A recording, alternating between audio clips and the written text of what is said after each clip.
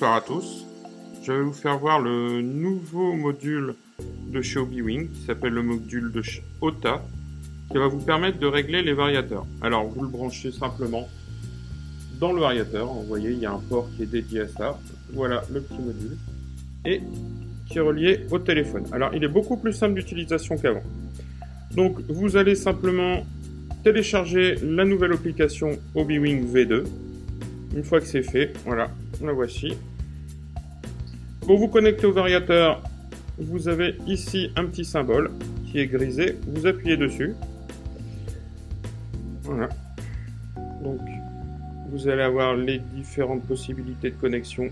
Là, ici, c'est en Bluetooth. Vous avez HW, vous appuyez dessus. HW. Voilà, module connexion, et il est connecté, tout bêtement.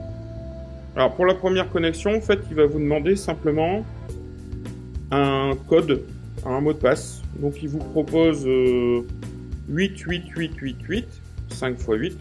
Vous pouvez choisir celui-là ou un autre. Une fois que c'est fait, vous arrivez dans la première page. Alors, dans cette première page, en fait, vous allez choisir paramètres. Donc, il va se connecter, le variateur va se connecter au module. Donc là, il est en train de chercher.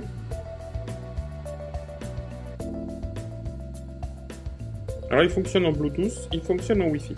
Donc voilà, là, je suis arrivé dans les différents réglages. Alors, il y a déjà des programmes préétablis, ce qui est vraiment très bien. Donc, je clique dessus. Et vous avez du 0 timing, vous avez du 1/8 tout-terrain, du 1/8 piste, du rally game et du 1/8 sport. Donc là, on va laisser en tout-terrain. Et donc, vous allez avoir toute une série de réglages après. Ce sont des réglages qui sont déjà, en fait, prédéfinis. Vous avez le running mode, donc pour avoir ou retirer la marche arrière, le maximum de pourcentage en marche arrière, l'hypocell, en fait c'est simplement si vous voulez vous-même paramétrer ou si vous le laissez faire lui-même. Donc là je l'ai mis en auto-calculate. Vous avez le cutoff, alors le cutoff en fait c'est la coupure, donc vous voyez en fait vous pouvez la retirer ou entièrement la paramétrer, millivolt par millivolt. Donc là, je suis à 3,5 volts, je vais le laisser. Donc, OK. Vous avez les coupures thermiques. Vous voyez, vous avez deux coupures thermiques. Vous avez la coupure thermique du variateur et la coupure thermique du moteur. Alors là, tout est déconnecté. Mais vous pouvez bien sûr le remettre. Vous voyez, hop, voilà, il vient de se remettre. Je vais le redéconnecter à nouveau.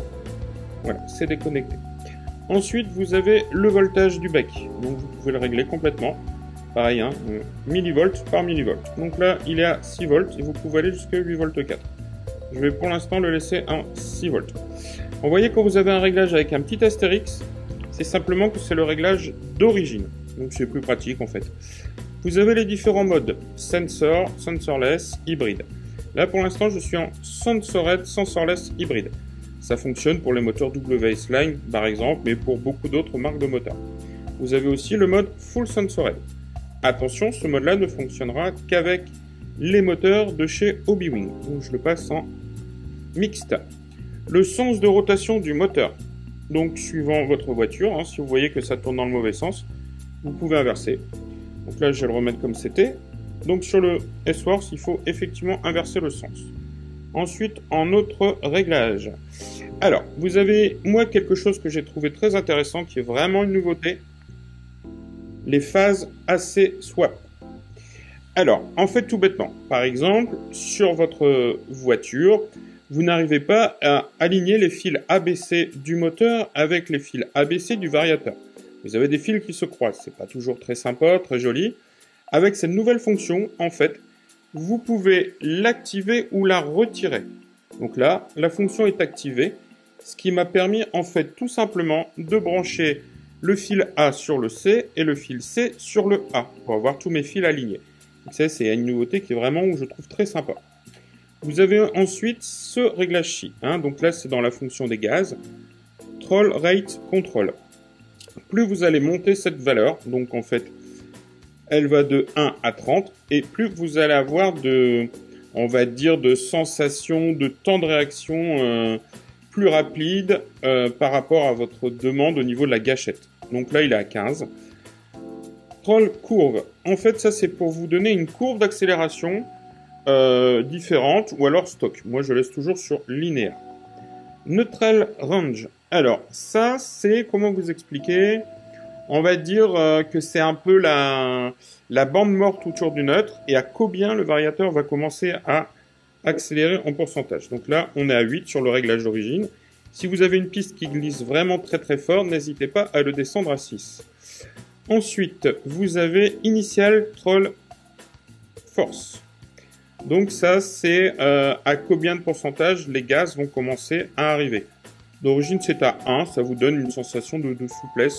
Je conseille de le laisser à 1. Le coast. Alors, coast, ça c'est très intéressant. Si vous avez des pistes ultra glissantes, par exemple, plus vous allez mettre un chiffre élevé et plus vous allez gagner de roue libre.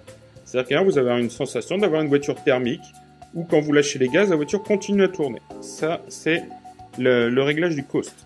Ensuite, vous avez PWM Drive Frequency. Plus vous allez mettre un chiffre élevé, donc vous voyez ici, ça va de 2 à 32, plus vous allez avoir une sensation de souplesse à l'accélération. Moi, je le laisse d'origine. Ah non, d'ailleurs, je me suis trompé. Voilà, je le remets d'origine à 12. Ces deux réglages-là, pareil, ça va vous donner aussi une sensation de souplesse à l'accélération. Moi, je laisse ces deux valeurs-là à 0. J'ai pas encore essayé, j'ai pas encore fait des tests. Je vous en parlais un petit peu plus quand j'aurai fini les tests. Brake control. Alors là, on passe dans le réglage de frein. Alors, le drag brake. En fait, c'est simplement, quand vous allez arrêter d'accélérer, une sensation de freinage. Comme si vous aviez beaucoup de frein moteur. Alors moi, je le mets à 0. Il y a certains pilotes qui aiment bien le monter. Ça a l'air d'une voiture qui ralentit d'elle-même, qui va tendance à avoir un peu plus tourné. C'est vraiment une histoire de goût. Maximum brake force. Là, pour l'instant, il est à 75% d'origine. J'ai pas encore testé le vario, donc on fera ça sur la piste. Pour l'instant, je laisse d'origine. Initial brake force. C'est simplement à quel pourcentage le frein va se mettre en route quand vous allez actionner le frein. Là, il est en pourcentage. Vous voyez, en fait, je vais vous le refaire voir. Voilà. Donc là, il est sur dry brake. Et le dry brake, c'est ce qu'on avait vu tout à l'heure, il était à 0%. Donc le début du freinage se fera à 100%, et plus vous allez freiner, plus il va freiner. Ça ne va pas démarrer brutalement au niveau du freinage, mais vous pouvez avoir quelque chose de plus brutal si vous voulez. Ensuite, vous avez le break courbe. Alors là, c'est pour vous donner, en fait, si vous voulez avoir une courbe différente au niveau du freinage, vous pouvez avoir quelque chose de plus progressif au début, qui va être plus agressif à la fin, vous pouvez le faire. Moi, je laisse toujours en linéaire. Vous avez après le brake frequency. Ça, c'est exactement comme pour les gaz. Plus vous allez monter, vous voyez, vous allez de 0,5 à 16, plus vous allez avoir une sensation de progressivité. Je laisse pour l'instant d'origine. Vous avez le timing. Alors, le timing, en fait, ça va vous donner plus de puissance. Le boost timing va vous donner plus de puissance à l'accélération et en vitesse de pointe. Alors, ça fonctionne pour tous les moteurs. Si vous avez par contre des moteurs Hobbywing, vous allez aussi profiter du turbo timing. Alors, le turbo timing, c'est-à-dire que c'est comme si vous décalez la tête du moteur, pour ceux qui ont connu les moteurs à charbon, et le moteur va prendre plus de régime. Et vous allez même pouvoir régler à quel pourcentage de gaz il va prendre plus de régime et de combien il va prendre plus de régime. Donc là, pour l'instant, il est à 15. Mais comme j'ai un moteur WS Line, cette fonction n'est pas active. Donc je vais le mettre à 0. Par contre, pour l'instant, je laisse le boost à 0. Mais je pourrais en mettre un peu plus pour gagner un petit peu en puissance. Vous avez ensuite les deux programmes, justement, le Turbo Increase et le Turbo Decrease. C'est, on va dire, de combien de degrés le moteur va se décaler pour avoir de la puissance et à combien il va se redécaler pour revenir à son réglage initial. Donc vous pouvez régler les degrés. Vous voyez. Vous pouvez avoir le réglage en instantané. Ou alors, chaque dixième de seconde, vous avez des degrés qui vont augmenter ou diminuer. Donc ça, pour l'instant, je m'en fiche puisque je n'ai pas activé la fonction turbo. Et ensuite, vous avez la même chose pour que la fonction turbo s'annule, le decrease rate. Ensuite, vous avez d'autres choses. Vous avez maximum ESC température. Ça, c'est simplement la température du variateur. Et là, pour l'instant, il est à 29 degrés. Maximum moteur température. Là, le moteur est à 44 degrés. Le voltage de la batterie. Là, je suis à 15 volts 9. Et le moteur, pour l'instant, a pris 0 tour minute puisqu'il n'a pas encore fonctionné. Donc, voilà. Là, ici, j'ai modifié quelques réglages, donc je vais pouvoir les sauvegarder. Donc, vous pouvez importer des réglages du site, par exemple, Internet Hobby. Vous pouvez tout remettre à zéro. Vous pouvez exporter les réglages. Vous pouvez sauver les réglages. Vous pouvez même renommer certains réglages. Donc là, je vais simplement sauver mes réglages. Voilà. Il me demande, est-ce que vous êtes sûr de vouloir sauver les réglages? Oui. Il est en train de les sauver. Et voilà, c'est sauvé. Donc je viens d'injecter mes nouveaux réglages. Donc vous voyez, très simple d'utilisation. Ensuite, vous avez d'autres fonctions. Vous avez Setting. Setting, en fait, vous pouvez choisir la langue d'affichage. Vous n'avez que anglais ou chinois. Donc forcément, on va rester en anglais.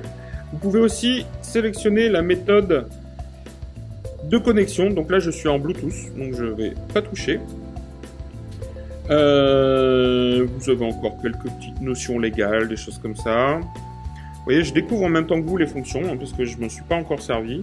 Ah, le firmware update. Alors ça, si vous voulez faire des mises à jour du vario, simplement, vous appuyez dessus et le variateur va se remettre à jour. Je ne vais pas vous le faire voir parce que moi je l'ai déjà fait. Bon, rien de spécial, il y a une mise à jour et point barre. Ensuite, vous avez Data Log. Donc vous pouvez choisir pour quel vario. Donc là, moi, c'est une voiture. Donc, voiture. Voilà. Et là, vous avez les rapports du vario. Donc, tout ce qui s'est passé, hein, suivant mes différents tests. Donc, il n'a jamais tourné. Hein, donc, forcément, ne vous étonnez pas. La voiture n'a jamais roulé. Donc, vous avez par exemple 4 sessions avec des températures différentes du variateur, température différente du moteur, le voltage qui était différent suivant les sessions, les tours minutes. Donc vous voyez, en fait, le moteur a quand même pris jusqu'à vide 79 000 tours minutes. Les différents firmware, donc toujours le même, hein, ça j'ai pas changé. Et vous avez aussi, voilà, avec quelle heure j'ai fait les tests. Hein, donc vous voyez, vous avez vraiment tout. Donc voilà un petit peu pour ça. Vous pouvez aussi bien sûr tout vider. Donc si vous voulez retirer, voilà, vider la mémoire, vous pouvez pour pouvoir en installer des nouvelles. Donc voilà un petit peu l'application. Très simple d'utilisation, très rapide de connexion. Pas mal de réglages à tester. Donc je vais tester ça ce week-end et je reviendrai vers vous. Donc voilà, j'espère que ça vous a été utile. Désolé si on va dire l'affichage et l'image n'est pas toujours top. C'est pas facile de filmer un téléphone portable, mais j'ai fait de mon mieux. Donc merci et à bientôt.